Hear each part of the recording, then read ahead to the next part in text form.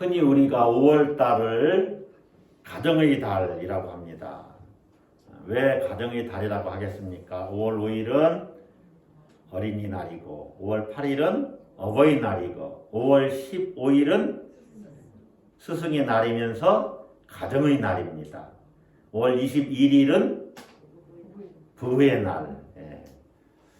5월 15일이 가정의 날이라고 달력에 적혀 있더라고요. 그래서 어쨌든 5월 달을 우리가 가정의 달이라고 하는데 5월 달뿐만 아니라 매월 또 매일매일이 여러분에게 여러분 가정이 행복이 넘치는 가정 되시기를 주의 이름으로 축복합니다.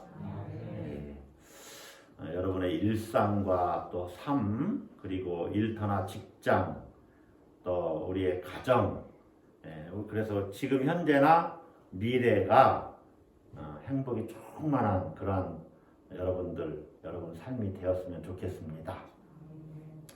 자, 제가 질문을 드릴 테니까 한번 대답을 해보세요. 여러분 행복하십니까? 여러분은 어디에서 행복을 찾으십니까? 대부분의 사람들은 자기에게 자기가 소원하는 바가 이루어지면 거기에서 행복감을 느껴요. 그런데 우리 그리스도인들은 모든 곳에서 또 모든 삶 속에서 우리가 행복을 느끼며 살 수가 있습니다. 왜냐하면 행복은 어찌 보면 선택의 문제예요.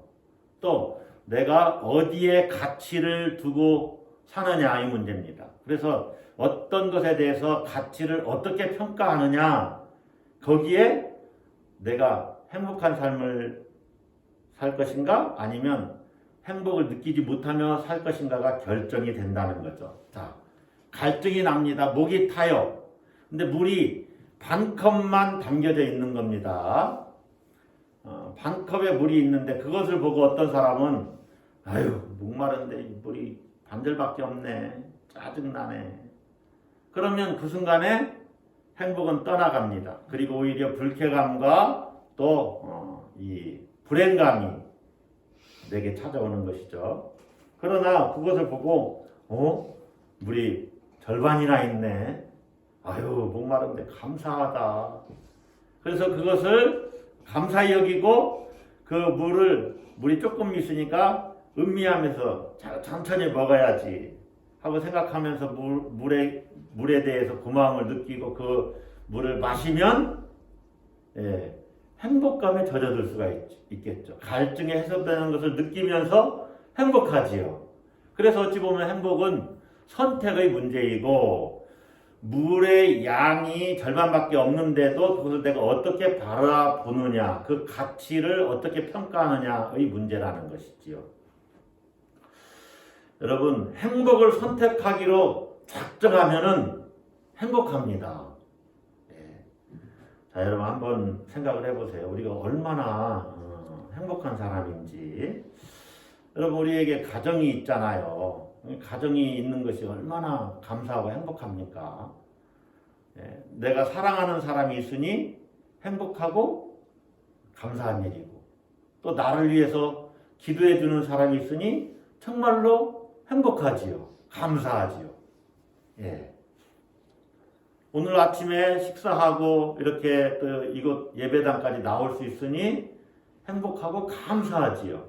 또 친구도 있어요. 같이 교제할 사람도 있어요. 그들과 만나서 좋은 시간도 보내요. 그러니까 얼마나 행복합니까? 그렇게 생각하면서 인생을 살면 모든 것이 다 행복하다는 거죠. 운전하는데 차가 막힙니다. 자, 운전하는 사람 옆에 또 누가 탔어요. 뭐 아내가 탈 수도 있고, 아내가 운전하면 남편이 탈 수도 있고, 자녀들이 탈 수도 있고, 친구들이 탈 수도 있습니다. 차가 막히니까 운전하는 사람이 짜증을 막 부려요. 왜 이렇게 차가 막히냐? 그러면 옆에 사람에게 그 마음이 전달되지요. 그러게 말이야. 아유. 그러면서 이제 이 국가 정부를 또 이제 비난하기 시작하지요. 이놈의 정부는 말이야 도로 넓히지도 않고 하면서 우리 세금 내면서 사는 데부터 쭉 해서 이제 별별 이제 불평이 나옵니다. 그러면 그 차 안에 있는 사람들은 다 불행한 거예요. 예. 짜증나고 불평하니까. 근데 생각을 조금만 바꾸면 운전하는 사람부터 아유, 평상시에는 빨리 달리는데 오늘은 여기 차가 막히네. 예. 그때 그러면서 차가 막히니까 주의 좀 한번 둘러볼까 하고 주변을 보니까 경치가 참 좋아요. 평상시에는 빨리 달리는데 그래서 경치를 제대로 못 봤는데 이렇게 차가 막히니까 주변을 둘러볼 수 있는 여유가 있어서 참 좋네. 얘들아 저기 좀 봐라. 이러면 다 같이 이제 행복감에 젖어들 수가 있는 거예요. 저도 그렇게 하려고 엄청 노력을 하면서 운전합니다. 물론 저는 조금 빨리 달리는 스타일인데 막히면 아유 막히네 하면서 이제 주변을 둘러보는 시간을 갖는 거죠. 자, 잘못해서 이제 엉뚱한 길로 들어섰어요. 그러면은 옛날 같으면 아이고 잘못 들어섰네. 바쁜데 말이야. 빠른 길로 가야 되는데. 그렇게 생각하면 짜증나지요. 근데 아이고 길을 잘못 들어섰네. 그 덕분에 이런 길도 가보네. 내가 언제 또 이 길을 가보랴. 한번 구경 가보자. 이 길로 한번 가보자. 네, 그렇게 해서 가니까 기쁘고 구경할 수 있는 시간도 있고 행복하지요. 그렇게 생각을 하면서 사는 거예요. 자, 설거지 하다가 잘못해서 그릇을 떨어뜨려서 깨뜨렸어요. 그러면은 설거지 하는 사람 입장에서는 어떻게 생각합니까? 행복합니까? 불행합니까? 기분이 나쁩니까? 예? 예, 생각을 이제 바꿔야 됩니다, 우리가. 야, 그렇죠. 그거예요. 야, 내가 드디어 새 그릇을 사서 새 그릇을 쓸 수 있는 기회가 생겼구나. 하나님 감사합니다. 예. 그러니 모든 게 다 행복하지요. 예. 생각을 바꾸면 진짜 행복하다니까는요. 예. 그래서 애시당초부터 나는 행복을 선택하겠다 라고 생각을 하고 그 상황을 바꿔서 생각을 해보는 거예요. 바꿔서 행복한 쪽으로. 예. 여러분 오늘 교인들이 조금 뭐 가족들과 함께 하느라고 많이 못 나왔어요. 우리 교회는 또 좌석이 뭐 부족하진 않은데 조금 빈자리가 많으니까 널널해서 행복한가요? 예. 오늘 이렇게 예배 드릴 수 있는 것도 어때요? 행복합니다. 그렇게 생각하고 사는 겁니다. 우리는 행복을 선택하는 거예요. 내 옆에 있는 사람 때문에 짜증나는 것이 아니라 행복해요. 행복해요. 행복합니다. 그렇게 생각하는 거예요. 예. 옆에 이제 그 우리 옆에 우리 땅은 아니지만 배밭에 배나무를 다 뽑고 이것이 팔려가지고 이제 공장이 들어선다고 그래요. 어찌 보면 짜증나는 일이죠. 그러나 생각을 좀 바꿔서 생각하면 지금까지 하나님이 배나무를 구경하면서 때로는 배 열매도 먹을 수 있는 기회도 주시고 농사 짓는 분이 배도 갖다 주시고 어쩐 때 먹으라고도 하고 예. 여러분들도 맛보았지 않겠습니까? 그러니까 지금까지 그런 은혜를 받았으니 나는 참으로 예, 감사하고 행복하다. 예. 그렇게 생각하면서 살아야 된다는 거죠. 그래서 우리 좌우합들 한번 인사합시다. 나는 행복합니다. 행복을 선택하세요. 저는 정말로 여러분들이 행복하기를 바랍니다. 아멘? 네, 여러분 가정생활도 그렇고 또 직장에서도 그런데 사람들이요 정말 행복이 있는데 그걸 모르고 사는 경우가 너무 많잖아요. 그래서 이렇게 생각하면 행복할 텐데. 네. 그리고 오늘 이제 뭐 자녀분들이 많이 와서 교회 못 나오신 성도님들도 있지만 그들과 함께 예배의 자리로 인도해서 예배드리면 더 행복할 텐데. 그렇게 생각을 해야 되는데 이 예배보다 자녀들이 온 것이 자녀들이 소중하죠. 그러나 이 시간을 뺏기고 자녀들과 함께하는 것은 사실은 이게 가치 판단이 좀 잘못된 거예요. 저는 정말 예배를 소중히 여기고 제가 만약에 나중에 우리 애들이 어버이날이라고 찾아왔어요. 제가 예배 드리러 가지 않겠습니까? 예배를 소중히 여기는 삶. 그것이 정말 내가 더 행복을 선택하는 거구나. 애들에게도 야 예배 드려야지, 예배 드리러 가자. 이것이 더 행복을 선택하는 것이다. 이런 생각을 해봅니다. 자, 여러분들이 다른 사람을 볼 때 어떻게 봐야 됩니까? 나는 이 사람이 행복하기를 진심으로 바란다. 나는 당신이 행복해지기를 바랍니다. 이렇게 바라봐야 됩니다. 예. 여러분, 우리 그리스도인들의 삶은 이 사람이 원수라도 그래, 당신은 나를 원수같이 대하지? 사실 우리 원수 관계야. 그러나 당신도 좀 잘 깨닫고 당신이 행복한 삶을 살았으면 좋겠다. 이런 마음을 가져야 돼요. 원수를 사랑하라고 그랬잖아요. 제가 그걸 곰곰이 생각해 보니까 사랑해야 되는 대상이지만 그는 원수입니까? 아닙니까? 예? 누구를 사랑하라 그랬어요? 원수를 사랑하라고 했잖아요. 그 부분에서 친구를 물론 사랑해야 되지만 사랑해야 될 대상인데 그는 원수입니다. 그러니까 우리는 사랑해야만 돼요. 그러나 그가 나를 원수같이 막 대하면 나는 사랑으로 대하는데 너무 가까이는 하지 마세요. 내가 큰 피해를 입거나 낭패를 볼 수도 있어요. 그냥 사랑하면 되는 거예요. 예. 그걸 잘 해야 됩니다. 자, 다른 사람을 볼 때 우리는 나는 당신이 행복하기를 원합니다. 라는 관점에서 다른 사람을 보는 거예요. 대인관계도 여러분 그렇게 하셔야 됩니다. 그러나 이 사람은 나를 해치고 나에게 맨 손해만 주는 사람이다. 그러면 그걸 잘 거리를 잘 두면서 조정을 하셔야 됩니다. 자, 저는 여러분이 행복하기를 바란다고 그랬는데 하나님은 여러분이 행복하기를 원하실까요? 불행하기를 원하실까요? 행복하기를 원하십니다. 여러분 그걸 잊지 마셔야 돼요. 하나님은 여러분에게 때로 고난을 주실까요? 안 주실까요? 네? 주십니다. 네, 고난이 있습니다. 또 고난을 허락하기도 하십니다. 그러나 고난 자체가 목적은 아니라는 것을 아셔야 됩니다.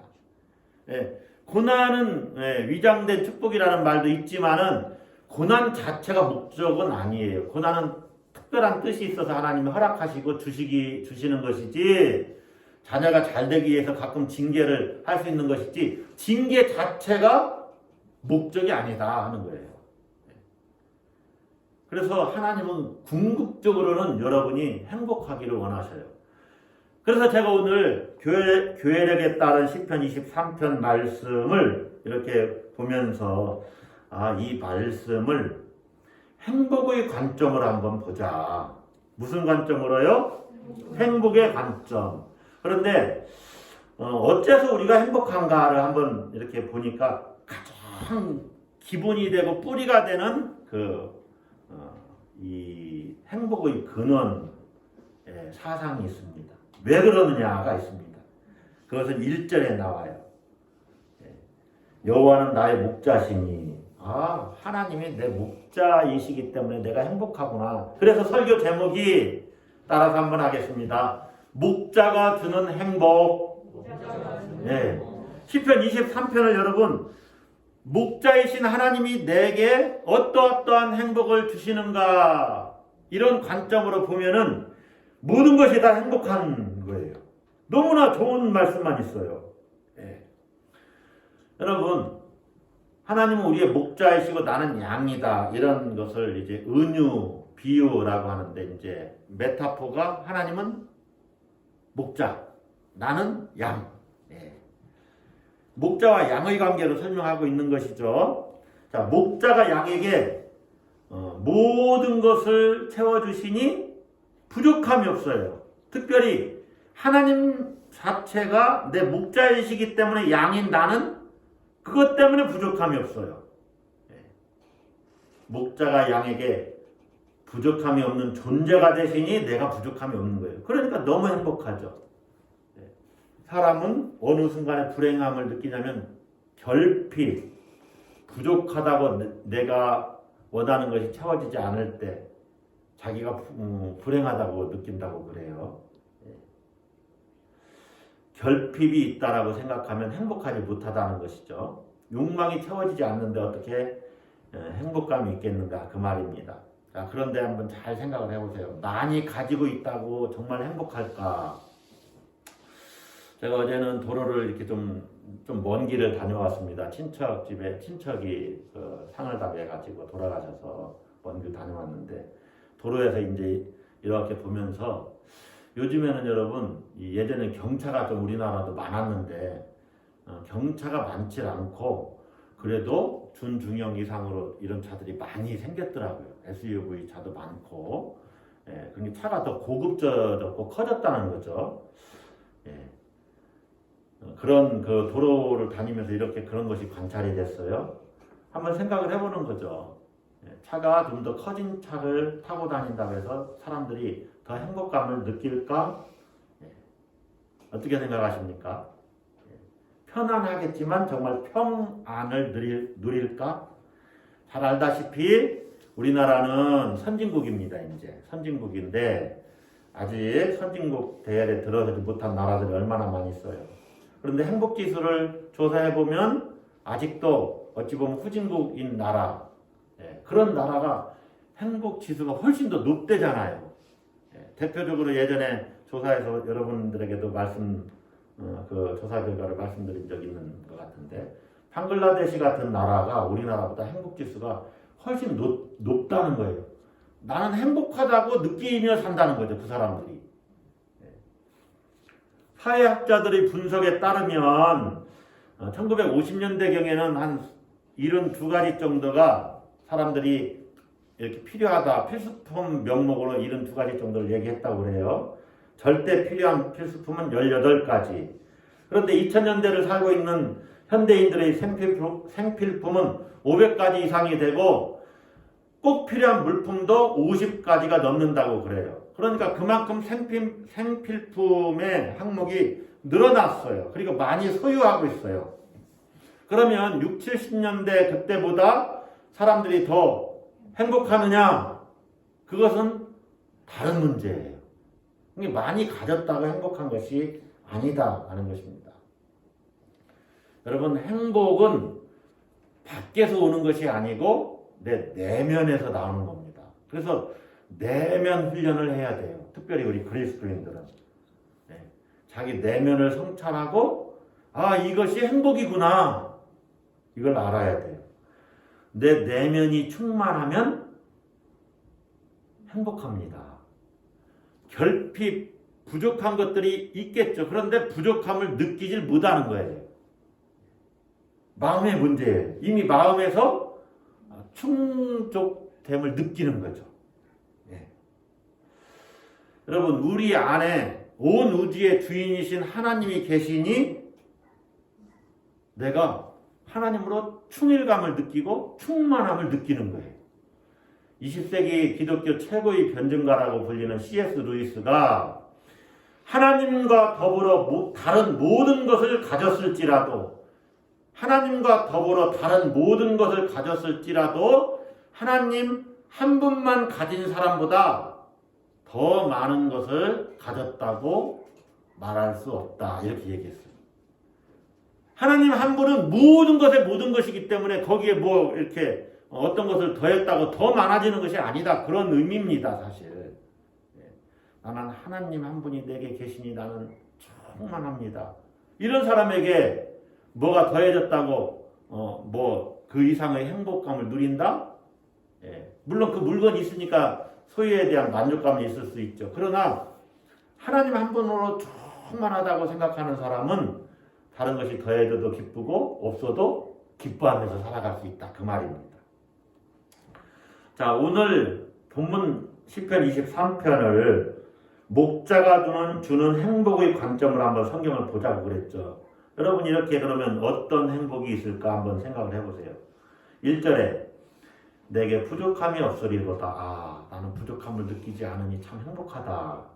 2절은 뭘까요? 그가 나를 푸른 풀밭에 누이시며 쉴만한 물가로 인도하시는도다. 어떤 행복감이 있는 것 같아요? 푸른 풀밭에서 또 쉴만한 물가에서 쉬는 그런 행복을 누릴 수도 있겠죠. 안식의 행복. 또 거기로 인도하셨으니까 하나님이 나를 인도하신다는 이런 행복감을 누릴 수 있겠죠. 3절은 어떻습니까? 내 영혼을 소생시키시고 내 영혼을 풍성케 하시는 그런 행복. 자기 이름을 위하여 의의 길로 인도하시는도다. 하나님이 나를 의의 길로 인도하시니 나는 그분을 따라가는 따름의 행복. 이런 식으로 한번 여러분이 쭉 한번 오늘 주일이니까 예배가 끝나더라도 한번 곰곰이 묵상을 해보세요. 나는 얼마나 행복한가. 내가 사망의 음침한 골짜기로 다닐지라도 해를 두려워하지 않을 것은 주께서 나와 함께 하심이라. 하나님이 나와 함께 하심의 행복. 우리가 흔히 아는 대로 임마누엘의 행복이죠. 그렇죠? 그리고 하나님이 함께 하시고 내 인생을 내가 하나님과 동행하는 삶으로 살아가는 이 행복. 여러분, 그래서 여러분이 느끼든지 느끼지 않든지 실체가 있습니다. 사실. 이걸 잘 기억해야 돼요. 하나님을 내가 이렇게 어떤 오감을 통해서 맛보고 또 뭐예요? 촉각으로 느끼고 냄새 맡고 눈으로 보고 귀로 듣고 이런 오감을 통해서 하나님을 체험할 수도 있겠죠.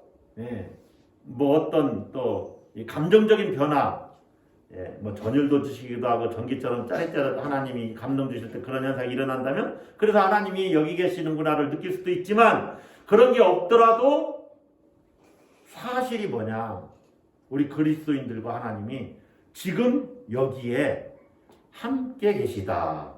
하나님의 임재. 이 하나님의 임재는 사실이거든요. 그 실체를 내가 정말로 진리로 여기고 살아가는 삶, 임마누엘의 행복을 누리는 것이죠. 자, 그 다음 한번 봅시다. 그 다음 주의 지팡이와 막대기가 나를 안위하시나이다. 평안과 위로를 주시는 것이죠. 그런 행복도 누리고 5절은 같이 한번 읽어볼까요? 주께서 내 원수의 목전에서 내게 상을 차려주시고 기름을 내 머리에 부으셨으니 내 잔이 넘치나이다. 자, 내게 원수의 목전에서 상을 차려주신다는 것은 승리케 하셨다는 거예요. 승리의 행복을 맛보는 거예요. 또 기름을 내 머리에 부으셨다? 이것은 나를 존귀케 여겨주셨다는 거예요. 존귀케 해주시는 행복을 누리는 거예요. 사람들 앞에서 나에게 명예를 주시는 거죠. 사람들이 나를 인정하고 존경하도록 해주시는 거죠. 거기에 행복이 있지 않겠습니까? 그죠? 참 훌륭하십니다. 대단한 일을 하셨습니다. 거기에 행복이 있습니다. 자, 또 내 잔이 넘치나이다. 이거 풍요의 행복이죠. 내 평생의 선하심과 인자심이 하나님의 선하심과 인자심이 나를 이렇게 따라다녀요. 날. 그러니 하나님이 얼마나 나를 선대하십니까? 거기에 행복이 있지요. 그래서 나는 시인처럼 내가 여호와의 집에 영원히 살리로다. 하나님의 집에 거하는 행복을 또 누리는 겁니다. 자, 한 구절 한 구절 제가 어떤 행복이 여기에 담겨 있는가를 살펴봤는데, 자, 이러한 행복에서 그래도 좀 중요하게 이렇게 큰 기둥이라고 생각할 수 있는 행복이 뭘까를 생각해 보니까 여러분은 다르게 생각할 수도 있습니다. 그런데 제가 생각하기로는 하나님이 함께 하심으로 이러한 행복들이 오는구나. 그래서 하나님의 임재, 임마누엘의 행복. 그래서 첫 번째가 하나님의 목자이시기 때문에 나는 행복하다라고 한다면 그 하나님이 나와 함께 하심의 행복, 동행의 행복. 그래서 제가 이 동행의 행복에 대해서 여러분과 같이 좀 말씀을 나누려고 합니다. 하나님과 내가 인생을 살아가면서 내 인생 한 도판에 하나님이 나와 동행하신다는 것이 얼마나 행복한가. 그 사실을 내가 체험하면서 사는 것이 얼마나 행복한가. 여러분, 사랑하는 사람과 혹시 여행을 떠나보신 적 있습니까? 사랑하는 사람과? 사랑하는 우리 가족들과 가족여행을 떠나보신 적 있으세요? 가족들끼리 만나기만 하면 싸운다. 여행 떠나면 큰일 납니다. 예. 만나기만 하는 사람들은요, 화목한 다음에 여행 떠나야 돼요. 예. 여행 가서 아주 갈 때 같은 비행기, 같은 기차 타고 갔다가 뿔뿔이 헤어져서 오게 됩니다. 예. 그러니까 사랑하는 사람과 말이 맞고 동행하고 싶은 사람과 여행을 떠나는 거예요. 예. 여러분 가족 여행 해보신 적 있으십니까? 시간 되시고 또 여유를 내서라도 사랑하는 가족들과 같이 여행하는 것은 정말 행복한 일입니다. 예. 자, 그러면 한번 생각을 해보세요. 가족과 함께 여행하는 그 행복이 어느 여행지에 가서 행복한 겁니까? 아니면 내가 사랑하는 가족들과 함께 가서 행복한 겁니까? 예. 우리 집 이야기인데요. 가족 여행 계획을 세울 때 이제 큰애 이제 딸내미가 이렇게 물었어요. 아빠 어디 가고 싶어요? 예. 아빠는 어디 갔으면 좋겠어요? 제가 뭐라고 대답하겠어요? 나는 어디를 가도 좋아. 너네들과 함께 가는 곳이면 어디라도 좋아. 너는 어디 가고 싶은데? 예. 여러분, 예를 들면 서울 고궁을 간다고 합시다. 덕수궁을 가면 어떻고 경복궁을 가면 어때요? 예. 아이들과 같이 가족이 궁궐 구경하면서 또 주변에 맛있는 거 사 먹고 그게 행복이죠. 덕수궁을 가면 불행하고 경복궁을 가면 행복한 겁니까? 여러분은 어떨지 몰라도 저는 그래요. 어딜 가서 행복한 것이 아니라 가족들과 함께 가니까 행복한 거예요. 하나님과 내가 동행하는 삶, 하나님이 나와 함께 하시니 내가 행복한 겁니다. 그분이 선한 목자이시잖아요. 그래서 선하신 목자가 인도하는 곳이라면 양은 너무너무 행복한 거예요. 아, 목자가 나를 인도하는 것은 항상 좋은 것이야. 그래서 어디든지 따라갈 수가 있는 것입니다. 가다가 비록 사망의 음침한 골짜기 같은 곳을 지나갈 때도 있겠죠. 그러나 그것을 지나가면 푸른 초장과 쉴만한 물가가 있다는 것을 양이 알아요. 그러니까 기쁜 마음으로 따라가는 것이죠. 그래서 목자를 따르는 양은 외롭지도 않고 고독하지도 않아요. 주님이 함께 하는 거죠. 우리는 목자가 함께 함으로 안전하다는 것을 알고 아주 평화를 누립니다. 그래서 행복감으로 충만합니다. 그런데요, 그렇게 행복감으로 충만한 양들을 데리고 가는 목자도 행복해요. 하나님도 우리 때문에 행복해요. 목자의 행복이지요. 그가 너로 말미암아 기쁨을 이기지 못하며 너를 잠잠히 사랑하시며 너로 말미암아 즐거이 부르시며 기뻐하시리라. 하나님 마음이에요. 우리 때문에 하나님도 즐겁고 행복한 거죠. 목자와 양의 관계가 그래요. 자, 제가 동행의 행복, 임마누엘의 행복을 말씀드렸어요.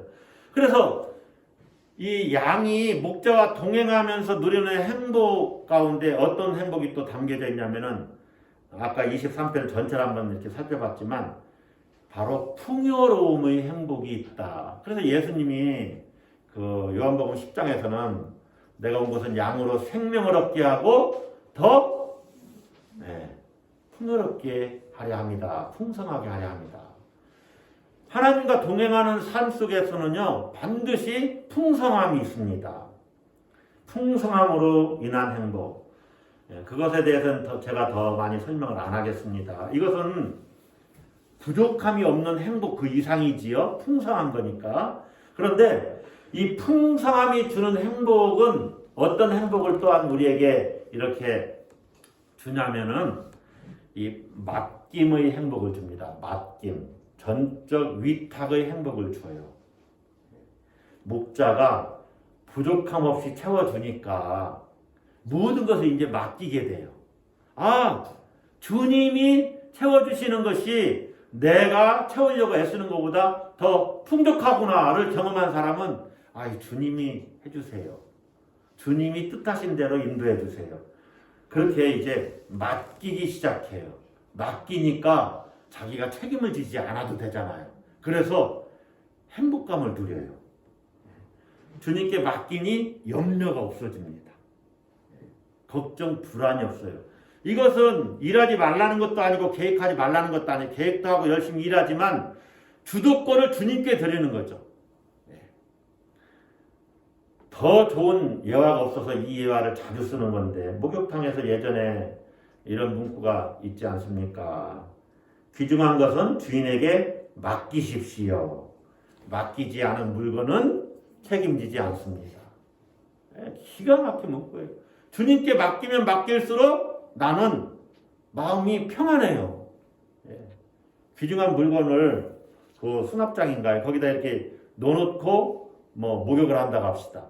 그 동안은 불안한 겁니다. 그러나 분명히 주님께 맡기고 맡겼을 때는 또 이렇게 증표를 받아야 될 수도 있습니다. 너무 귀한 것은 주인이 또 언제 맡겼어요 하면 큰일 납니다. 그런 주인도 있을 수 있어요.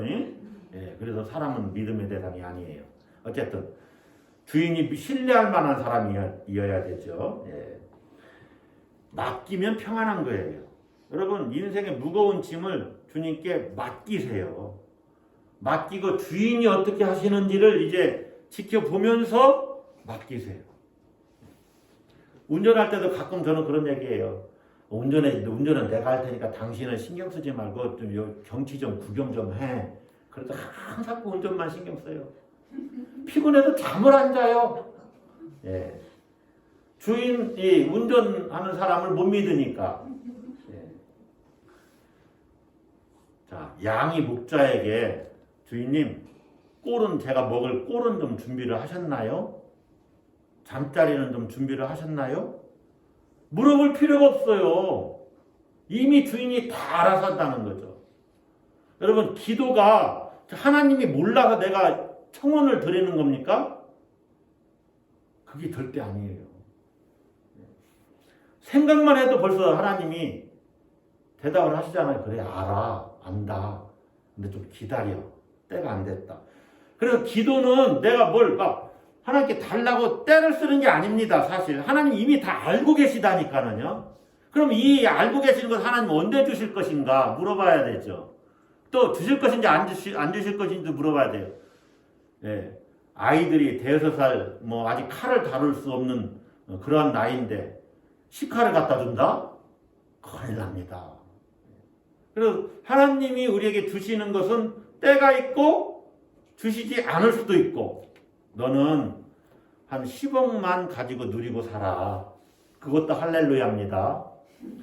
100억은 너가 안 줄 거야 내가. 이렇게 말씀하실 수도 있습니다. 어떤 사람은 너에게는 100억을 맡기마. 그럴 수도 있습니다.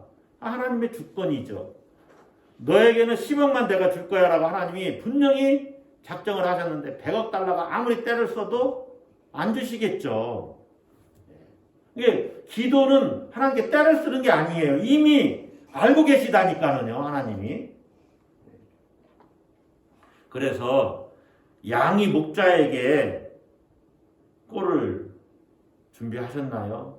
오늘 저녁 먹을 꼴을 준비해야죠. 주인이 다 알고 있어요.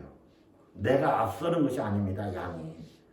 동행의 주도권을 목자에게 드리는 겁니다. 그분이 인도하신다는 것이죠.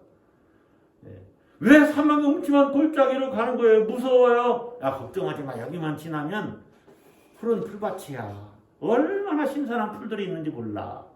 그리고 거기에는 늑대도 없어. 또 곰도 없고 사자도 없어. 거기는 평안한 곳이야. 그러니 잠깐 무서워도 나를 쫓아와라. 하나님은 여러분 인생에서 모든 것을 합력해서 선을 이루십니다. 할렐루야. 그걸 믿고 살아가야 돼요. 가끔은 내가 이해 안 되는 일들이 일어나지요. 있습니다. 도저히 이해가 안 가고 이 일을 넘겨서 좀 내가 생각한 대로 잘 되게 해주시면 얼마나 좋을까 싶은데 그렇지 않다는 거죠. 지난주 수요일날 우리가 룻기를 같이 말씀을 나눴어요. 나오미의 남편이 이 모압 지방으로 갔잖아요. 베들레헴에서 기근을 피해서 다른 지방으로 이사를 갔는데 거기서 죽고 거기에서 두 아들이 결혼도 해서 이방 여인들 모압 여인들을 오르바와 이제 룻이죠 며느리로 얻었는데 10년 정도 됐는데 아들 둘이 죽었잖아요. 어찌 보면은 절망입니다. 어둠의 현장이고 죽음의 자리죠. 그런데 구원사로 보면은 그러한 절망의 가운데서도 룻을 통해서 룻이 다윗의 증조모인가 그렇잖아요. 예수님 계보에 나오는 여인이 되잖아요. 거기에서 놀라운 구원의 역사를 하나님이 준비하고 계시고 이루셨다는 것이죠. 그걸 어떻게 볼 수가 있었겠습니까? 그래서 우리가 우리의 인생이나 우리 가정이나 내 삶, 또 뭐 생활 모든 것을 보는 그러한 관점이 하나님의 눈으로 봐야 되는데 우리가 다 모를 수 있어요. 그러나 하나님은 합력해서 선을 이루신다. 반드시 선을 이루신다. 내가 잘 알지 못하지만 그걸 믿는 겁니다. 그것을 성경을 보면 너무나 많이 우리가 볼 수 있잖아요. 자, 제가 동행의 행복으로 말미암아 풍성함의 행복을 누릴 수 있고 그렇게 풍성하면은 맡기는 행복을 누릴 수 있다. 위탁의 행복을 누릴 수 있다라고 이제 말씀을 드렸는데 이러한 그 맡김의 행복을 누리는 사람은 또 어떤 행복을 누리냐면은 본문에는 나와 있지 않지만 이 관조의 행복을 누립니다. 관조라는 것은 바라보고 그것을 받아들이는 행복이죠. 예, 한마디로 석양을 바라보면서 행복감을 누리는 것 이게 관조의 행복입니다. 여러분에게 주어진 삶을 내가 바라보는 거예요. 내 삶이 이렇게 가고 있고 이렇게 하나님이 인도하시는구나를 내가 객관적인 눈으로 좀 바라보면서 삶의 여유를 좀 가지고 인생을 바라보는 기쁨을 누리는 겁니다. 여러분 그러려면 잠시 멈춰서 내 삶을 성찰해 봐야 돼요. 예. 정신없이 막 운전만 하면 석양이 지는지 그 아름다운 그 태양빛이 만드는 그러한 멋진 풍경을 못 보고 길만 보고 가야 돼. 빨리 가면 갈수록 길만 봐야 됩니다. 그러나 좀 천천히 가면 하늘도 볼 수 있고 너무 멋지구나. 자기 인생도 그렇게 볼 수 있죠. 그래서 그것들을 받아들일 수 있는 수용의 영성이 생겨요. 받아들임의 영성. 그래서 하나님의 섭리를 인정하면서 모든 것을 받아들일 수 있는 그러한 공간이 내 안에 생깁니다. 그러면 그런 공간이 생기면 다른 사람의 삶도 바라볼 수 있는 여유가 생기는 거예요. 그래서 세상에 대해서 열린 마음을 갖고 열린 마음, 하나님의 인도하심을 바라보면서 이 사람도 하나님이 어떻게 인도하시는지를 좀 바라보면서 그 사람의 삶을 공감해주고 경청해주는 삶을 살아갈 수가 있어요. 이게 관조의 행복입니다. 다른 사람의 삶을 바라봐주고 공감해주고 경청해주는 삶을 자기에게도 적용할 수가 있어요. 자기에게도 좀 더 여유롭게 자기의 삶을 여유롭게 바라봐주고 공감해주고 경청해주는 삶. 그러니 얼마나 풍성한 삶을 살고 있는 겁니까? 자, 이러한 삶을 어찌 보면 관상적 삶이라고 얘기할 수 있어요. 관상적 삶이 뭐냐? 하나님 앞에서 뿐만 아니라 다른 사람을 대할 때도 주님의 인도하심을 관찰하는 거죠. 이 사람의 삶을 대할 때도 주님의 인도하심을 대하고 공감과 열린 마음으로 이 사람의 말에 귀를 기울여주는 태도와 자세예요. 그래서 이 사람을 수용해주는 거예요, 조금. 예. 모든 면에서 그러한 태도를 갖는 겁니다. 음악을 들을 때, 하나님이 이런 음악 속에서 내게 은혜를 베푸시려고 이런 음악을 들려주시는구나. 아름다운 그림을 보면서도 마찬가지예요. 해가 뜨고 지는 것을 볼 때도 그렇고, 푸른 나무를 볼 때도 그렇고. 저는요, 실록이 우거진다는 것을 여기 우리 교회 와서 경험했어요. 예전에는 나무가 항상 이게 새싹이 오르고 이렇게 푸르는 줄만 알았더니 그게 아니더만요. 연두색으로 살짝 나오면서 점점 막 녹색으로 진해지는데 젊었을 때는 청년 시절에는 그걸 제대로 바라보질 못했어요. 그때도 그랬겠죠. 봄이 되면 그랬죠. 그런데 여기 우리 교회 와서 산을 보고 이런 것들을 나무를 바라보면서 야 이게 처음에는 연두색처럼 이렇게 진하지 않더니 점점 녹색으로 진해지는구나. 그래서 실록이 뭐라 그래요? 여러분들 모르는 거 아니에요 혹시? 실록이 막 우거진다고 그러고 막 진녹색으로 막 짙어진다고 그러잖아요.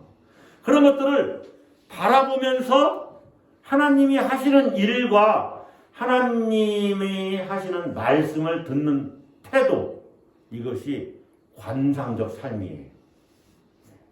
다윗이 목동이었잖아요. 목동으로서 자기가 목자가 돼가지고 양들을 이렇게 치면서 하나님이 우리를 그렇게 인도하신다는 것을 고백하게 된 거예요. 네.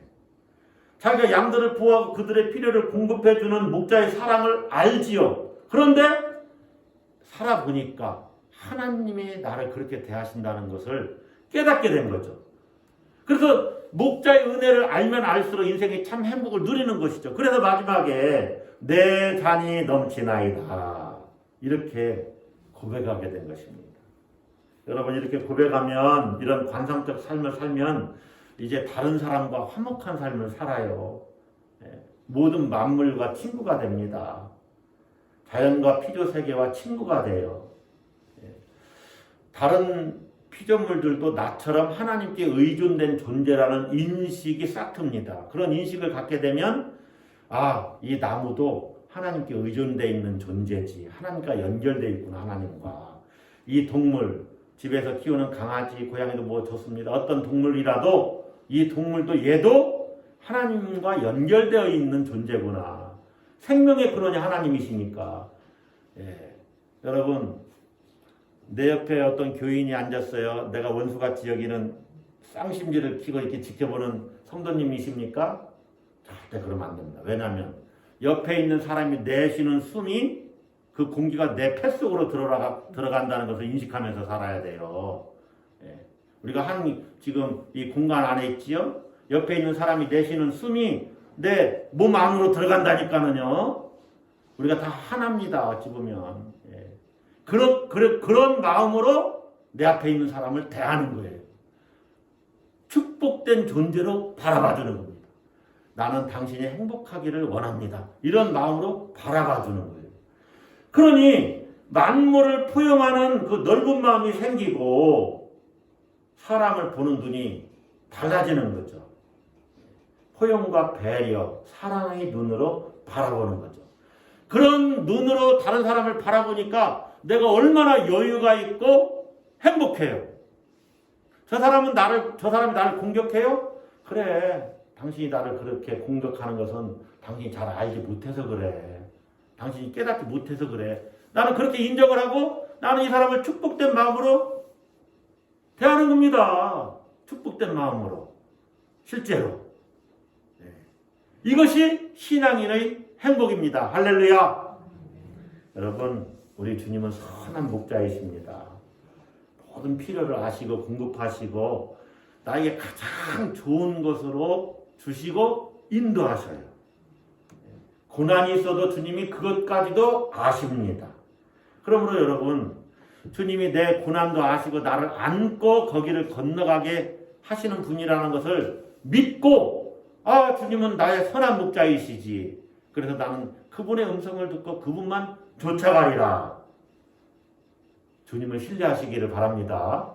여러분 인생을 책임지셔요. 임마누엘 주님이 여러분과 함께 하심을 믿으세요. 이사야 41장 10절에서 두려워하지 말라 내가 너와 함께함이라. 놀라지 말라 나는 내 하나님이 됨이라. 내가 너를 굳세게 하리라. 참으로 너를 도와주리라. 참으로 나의 의로운 오른손으로 너를 붙들리라. 여러분 걱정하지 마시고 공중의 새도 하나님이 먹이시고 들의 백합화도 하나님이 입히시고 하물며 너희일까 보냐? 너희는 그것들보다 더 귀하다. 그 믿음이죠. 그거 믿는 믿음. 그 믿음을 갖고 주님을 매일매일 바라보면서 주님과 동행하는 하루하루의 삶. 이것이 정말 행복이구나. 행복이구나. 양은 근시안이라고 합니다. 바로 눈앞도 보질 못한대요. 그 근시안인 양이 딴 길로 가면 죽는 겁니다. 목자의 음성만 듣고 거기를 쫓아가는 거예요. 거기를 쫓아가요. 그래야 사는 겁니다. 여러분, 예수님만, 선한 목자이신 예수님만 바라보고 주님만 쫓아가심으로 여러분이 동행의 행복, 임마누엘의 행복, 또 풍요로움의 행복, 그리고 맡기고 사는 전적 위탁의 행복, 그리고 관조의 행복을 누리시기를 주의 이름으로 축복합니다. 기도하십시다.